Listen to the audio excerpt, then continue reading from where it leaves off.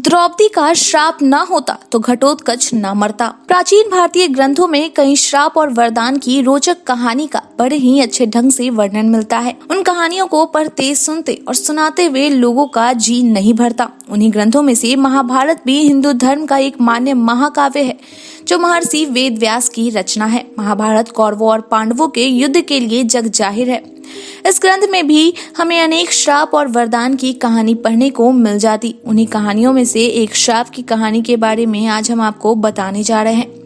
महाभारत का युद्ध जब पूरे उफान पर था, जब कर्ण से उसके दिव्य शास्त्रों से पांडव डरने लगे थे, उसी वक्त बीच में अचानक भीमपुत्र घटोत्कच युद्ध में भाग लेता है और मारा जाता है। लेकिन देखने में तो दिखता है कि घटोत्कच ने युद्ध में मृत्यु प्राप्त की थी, परंतु क्या इसके पीछे के सच से वाकिफ है आप? सच यह है कि द्रौपदी ने ही घटोत्कच को एक श्राप दे दिया था, जिस वजह से उसकी वीर गति हुई थी। आइए जानते हैं क्या है घटनाक्रम। पहले ये जानते हैं कि कौन था घटोत्कच। भीम की पत्नी हिडिंबा ही घटोत्कच की माता थी। घटोत्कच एक वीर योद्धा था, जिसने कौरवों के पक्ष के सेना के कई लोगों को युद्ध में वध कर डाला था। इतना ही नहीं, उस घटोत्कच ने तो कौरवों के सबसे बड़े भाई दुर्योधन और उसका हर वक्त साथ देने वाला भाई दुशासन तक को भी घायल कर डाला था। घटोत्कच जो कौरवों के लिए युद्ध में सिरदर्द बन गया था। घटोत्कच न केवल विशाल देह का स्वामी था, बल्कि वह बलवान भी उतना ही था। उसकी काया भारी भरकम तो थी ही, साथ ही वह सूरवीर भी था। आप यहाँ पर यह भी जान लीजिए कि यह वही घटोत्कच था जिसके महाभारत युद्ध के रण क्षेत्र में आते ही कोहराम मच गया और कौरवों की सेना की नींद हराम हो गई थी। महाभारत के जानकार यह भी बताते हैं कि इस घटोत्कच ने ही दुर्योधन के पुत्र लक्ष्मण कुमार का भी वध किया था।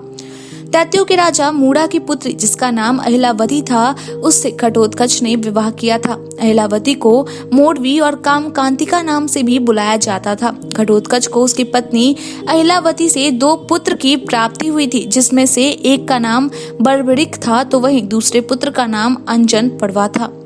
एक बार की बात यह है कि अपनी माता हिडिंबा के आदेश को स्वीकार करते हुए अपने पिता भीम के राज्य में पहली बार घटोत्कच पधारे थे, लेकिन उन्होंने द्रौपदी को कोई आदर नहीं दिया, जिसे देखकर द्रौपदी का मन काफी दुखी हुआ था। उन्होंने खुद को बेहद अपमानित महसूस किया था, जिससे क्रोधित होकर द्रौपदी ने घटोत्कच को श्राप दे दिया था। आप सोच रहे होंगे कि आखिर द्रौपदी ने घटोत्कच को श्राप दिया तो क्या कहा था? द्रौपदी ने घटोत्कच को कहा था कि मैं द्रौपदी कोई साधारण नारी नहीं हूँ। मैं न केवल महान पांडवों की पत्नी हूँ, बल्कि एक विशिष्ट स्त्री भी हूँ, क्योंकि मैं पांचाल नरेश राजा द्रुपद की कन्या हूँ, जिसका जन्म यज्ञ की धधकती अग्नि से हुआ है।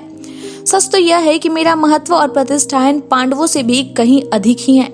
द्रौपदी ने क्रोधावेश में यह तक कह डाला कि घटोत्कच, तुमने अपनी राक्षसी माता हिडिंबा के निर्देश पर ऋषि मुनियों और राजा महाराजाओं से भरी हुई सभा में मेरा अपमान कर दिया है। अतः द्रौपदी ने अंत में यह श्राप दिया कि घटोत्कच, तुम्हारी आयु बहुत छोटी होगी और तुम मारे जाओगे। महाभारत की कथा के अनुसार घटोत्कच से जब कौरव सेना परेशान हो गई थी, तब कर्ण ने अपने प्रिय मित्र दुर्योधन के कहने पर इंद्र का अमोघ अस्त्र को घटोत्कच पर चला दिया था, जिससे उसकी मृत्यु हो गई थी। कर्ण उस अस्त्र को अर्जुन पर चलाने के लिए बचाकर रखा था, लेकिन दुर्योधन के कहने पर उसने ऐसा किया था। घटोत्कच की कर्ण के अस्त्र से मृत्यु और द्रौपदी के श्राप के विषय में आपका क्या कहना है? कमेंट करके जरूर बताएं। आज के लिए इतना ही, धन्यवाद।